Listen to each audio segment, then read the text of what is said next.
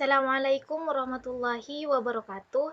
Perkenalkan, nama saya Khoirul Risma, Prodi Perbankan Syariah, kelas B, dengan NIM 20383022078.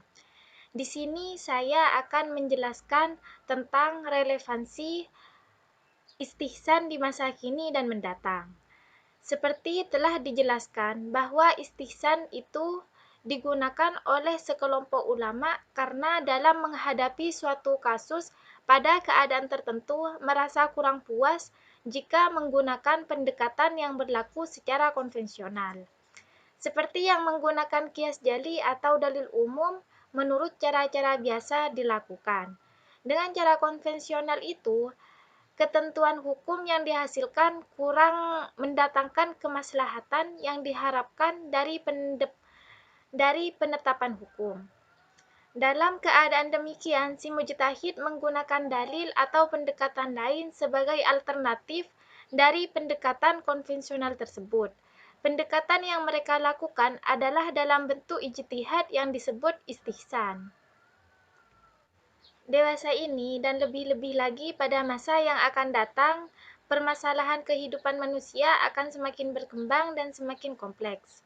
Permasalahan itu harus dihadapi umat Islam yang menuntut adanya jawaban penyelesaiannya dari segi hukum Islam. Kalau hanya semata mengendalikan pendekatan dengan cara atau metode lama yang digunakan ulama terdahulu untuk menghadapinya, mungkin tidak akan mampu menyelesaikan semua permasalahan tersebut dengan baik dan tepat.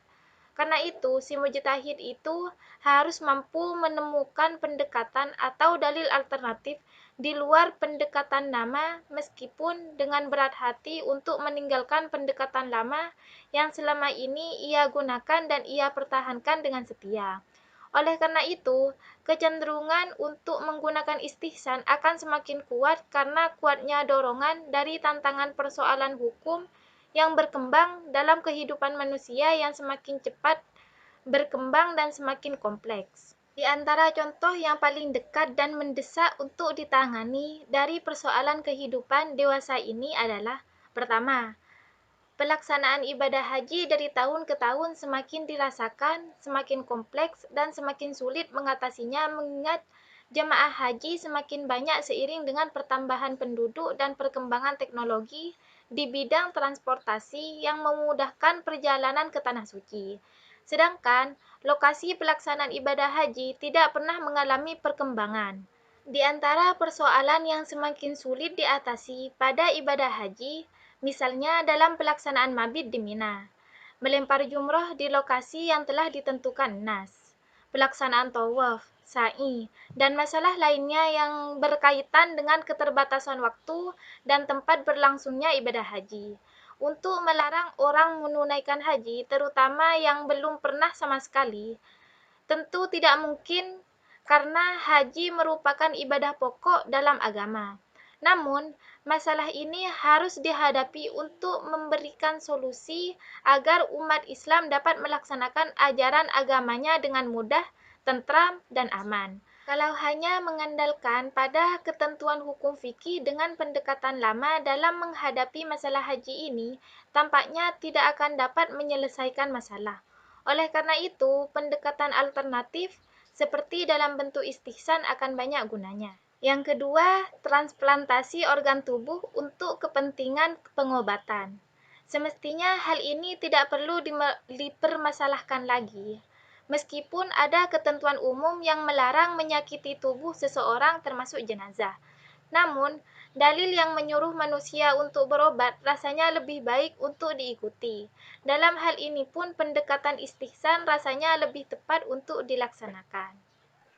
Yang ketiga, bunga deposito bank. Para ulama tetap bersikukuh untuk mengharamkan bunga deposito di bank meskipun mereka juga mengetahui bahwa dana tersebut digunakan untuk investasi. Penolakan itu muncul karena mereka tetap bersikukuh untuk menggunakan pendekatan konvensional, yaitu mengkiaskan bunga bank kepada riba yang secara mutlak diharamkan, meskipun ulama tidak sepakat dalam menghadapi hukum mudharabah. Namun, secara prinsip mereka dapat menerima, Di antara langkah untuk menghadapi masalah ini adalah upaya untuk mengkiaskan bunga deposito bank itu kepada mudharabah karena sama-sama menyerahkan modal dan menerima bagian dari hasil yang diperoleh. Dalam ini pun tampaknya perlu meninggalkan kias jali dan selanjutnya menggunakan kias alternatif yang bernama istihsan. Dari uraian di atas, tampak dengan jelas bahwa permasalahan fikih akan semakin banyak bermunculan mengingat semakin pesatnya perkembangan dan kemajuan kehidupan manusia. Kita tentu tidak bisa berpangku tangan atau bersikap seenaknya dalam mencari solusi hukumnya. Karena sikap demikian menyalahi prinsip umum dalam mengamalkan hukum. Meskipun agama tidak akan memberati manusia dalam beramal, berbuat seenaknya itu adalah yang disebut talazus atau tasyahil, sebagaimana yang dikhawatirkan Imam Syafi'i dalam menggunakan istihsan. Kekhawatiran Imam Syafi'i itu pada dasarnya merupakan kekhawatiran semua orang. Menggunakan istihsan bukan berarti berbuat talazus, sebagaimana yang dikemukakan para pengguna istihsan dari kalangan ulama madhab Maliki. Asalkan betul-betul mengikuti kaidah istihsan sebagaimana diuraikan di atas, apalagi bila dilakukan secara bersama-sama dalam suatu forum ilmiah. Sekian dari saya, kurang lebihnya mohon maaf.